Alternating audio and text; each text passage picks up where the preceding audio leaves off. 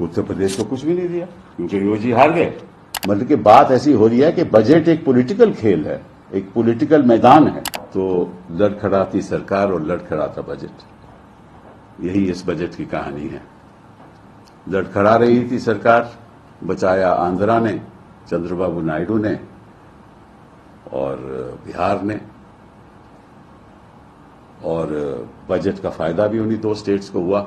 हम उसके खिलाफ नहीं हैं।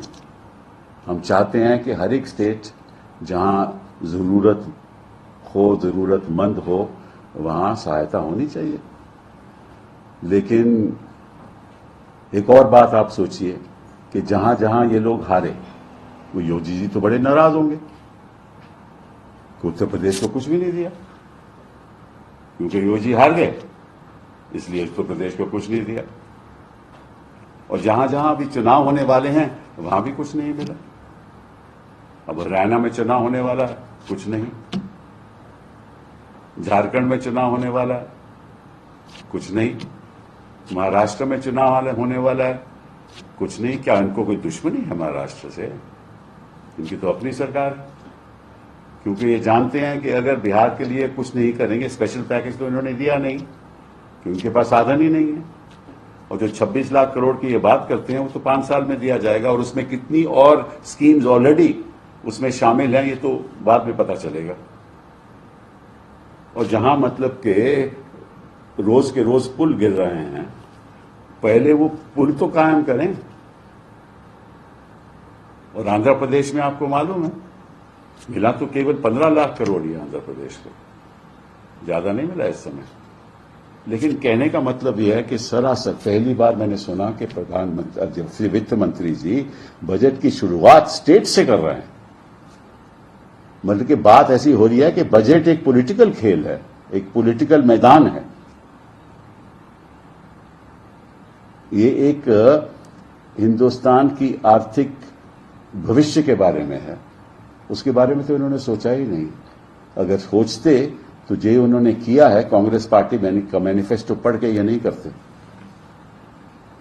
क्या उन्होंने किया है? और साथ साथ में इन्होंने ये भी मान लिया क्योंकि अब ये अच्छे दिन की बात नहीं करते। 10 साल हो गए, इनको मालूम है कि 10 साल के बाद तो अच्छे दिन आए नहीं। अब उस बात को दोहराना क्या है? ये मान गए कि जब किसान हैं उनके लिए उनको राहत चाहिए, ये मान चुके हैं। अदरवाइज वो ऐसी स्कीम नहीं लाते।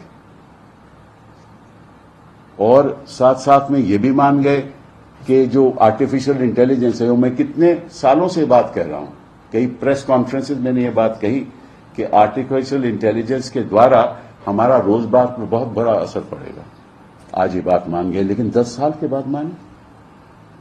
मैं समझता हूं कि पहली बार हिंदुस्तान के इतिहास में एक सरकार जो 10 साल में दिल्ली बैठी है, 10 साल में भी उन्होंने जो डिमांड है, डोमेस्टिक डिमांड, प्राइवेट इन्वेस्टमेंट, उसका कुछ नहीं कर पाए।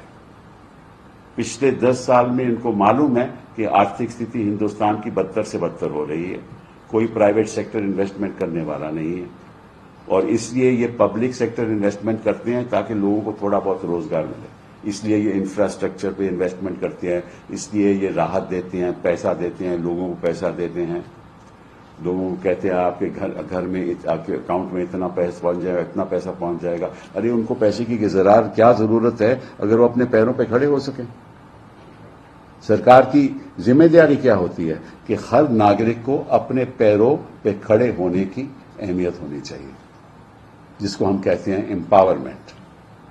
और एम्पावरमेंट तभी होगा जब उनको आप साधन दोगे। तो मान गए ये किसान को हमने कुछ नहीं कर पाए, हमारे किसान के लिए 10 साल हो गए। साथ में ये भी मान लिए कि बेरोजगारी हम उसको खत्म नहीं कर पाए। पहले तो मानते नहीं थे, कह रहे थे जो हमने कई करोड़ जॉब क्रिएट कर रहे हैं, आज मान गए। अप्रेंटिसशिप स्कीम जो कांग्रेस पार्टी ने अपनी दी थी उसको इन्होंने लागू कर दिया। जो भी सुझाव दिया था वो लागू कर दिया। प्रोडक्शन इंसेंटिव स्कीम वो भी लागू कर रहे हैं। मतलब कि इनको सरकार चलानी आती ही नहीं।